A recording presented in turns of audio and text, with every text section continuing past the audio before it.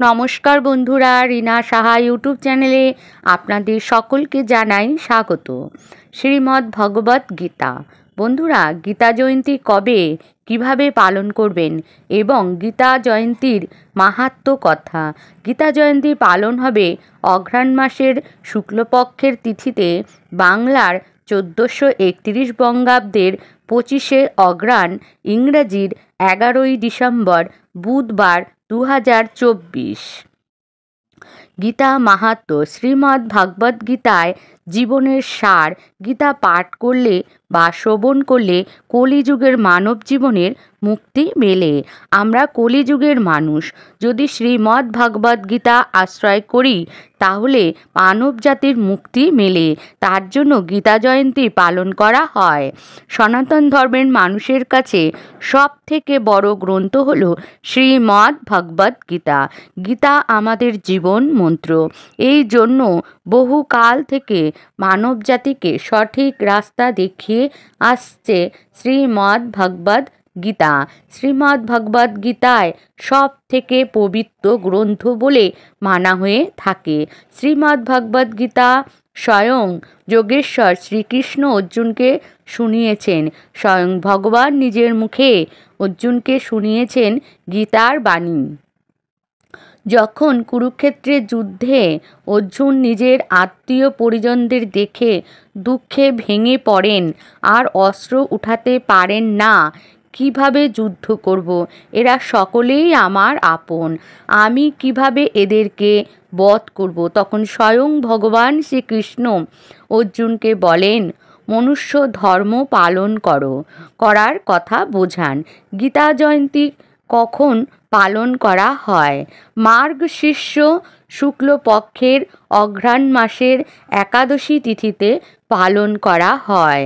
গীতা জয়ন্তী প্রতি বছর পালন করা হয়। শ্রীমদ্ ভগবত গীতা শ্রীকৃষ্ণ মুখ থেকে কুরুক্ষেত্রের যুদ্ধে জন্ম হয়েছে। গীতার উৎপত্তি। কথায় গীতার উৎপত্তি হয়েছে কুরুক্ষেত্রের যুদ্ধে। গীতার উপদেশ জাতি ধর্ম নির্বিশেষে। শেষে গীতার 18 অধ্যায় মানুষ কিভাবে চলবে, কিভাবে তার নিজের কর্ম করবেন এই সম্বন্ধে আছে। গীতার শ্লোকে মানুষের আধার লুকিয়ে আছে। মানব জাতি কিভাবে চলবে স্বয়ং ভগবান শ্রীকৃষ্ণ বলেছেন অর্জুনকে। গীতার কথা কিভাবে এলো যখন কুরুক্ষেত্রের যুদ্ধে ভাই ভাইকে বিনাশ করবে, যুদ্ধ শুরু হবে, কিন্তু এর শেষ কোথায় কেউ জানে না। এই সমস্ত যখন অর্জুন ভেবে বিচলিত হয়ে পড়েন তখন তার হাত কাঁপতে লাগলো। যে হাতে তীর ধরবে গলা শুকিয়ে গেল এবং সেই হাতও কাঁপতে লাগলো। এদের কিভাবে বিনাশ করব? অর্জুন ভাবছেন। তখন স্বয়ং ভগবান শ্রীকৃষ্ণ অর্জুনকে এই শ্রীমদ্ ভগবত গীতার জ্ঞান দিয়েছিলেন। এইভাবেই কুরুক্ষেত্রের যুদ্ধের ময়দানে গীতার জন্ম হয়েছিল। ভগবান শ্রীকৃষ্ণ অর্জুনকে ধর্ম অবগত করান। তখন ধনুর বীর অর্জুন জ্ঞান হয়। মানুষ রূপে অর্জুনের মনে প্রশ্ন জাগল।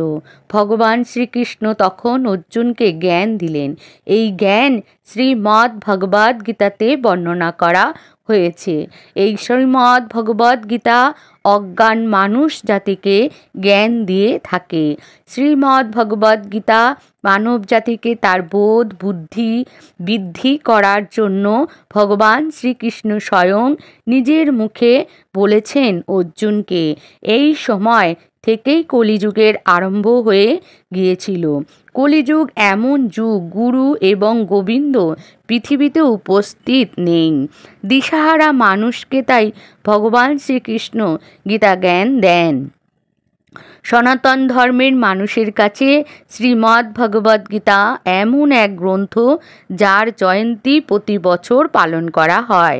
সনাতন ধর্মের মানুষের কাছে এমন এক সত্য গ্রন্থ যুগ যুগ ধরে সামলে রাখতে হবে। এই দিন গীতা জয়ন্তী কিভাবে পালন করবেন?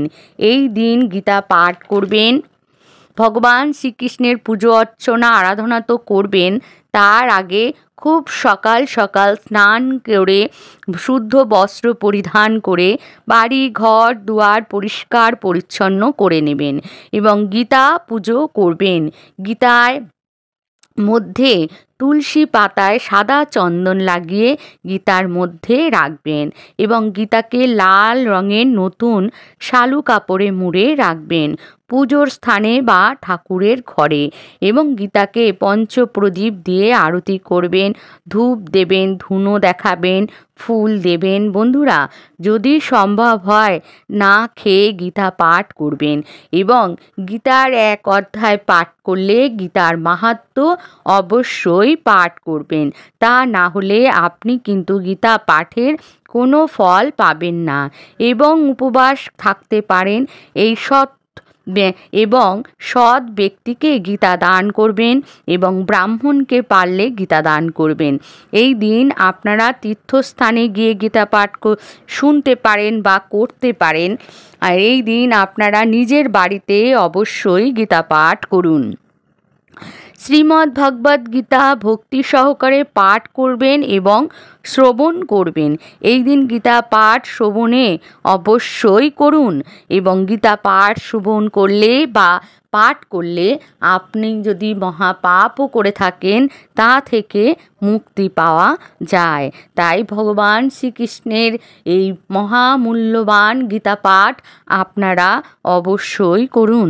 ভগবান শ্রীকৃষ্ণ নিজের মুখে বলেছেন গীতায় যে আমি গীতা পাঠে খুব সন্তুষ্ট হই। তাই আপনারা এই দিন অবশ্যই গীতা পাঠ করুন, ভগবান শ্রীকৃষ্ণ আপনাদের ওপর খুশি হবেন।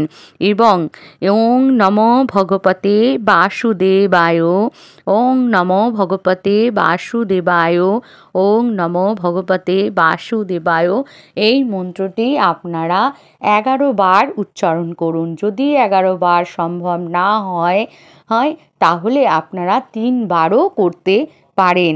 আজকের ভিডিওটি আমি এখানেই শেষ করছি।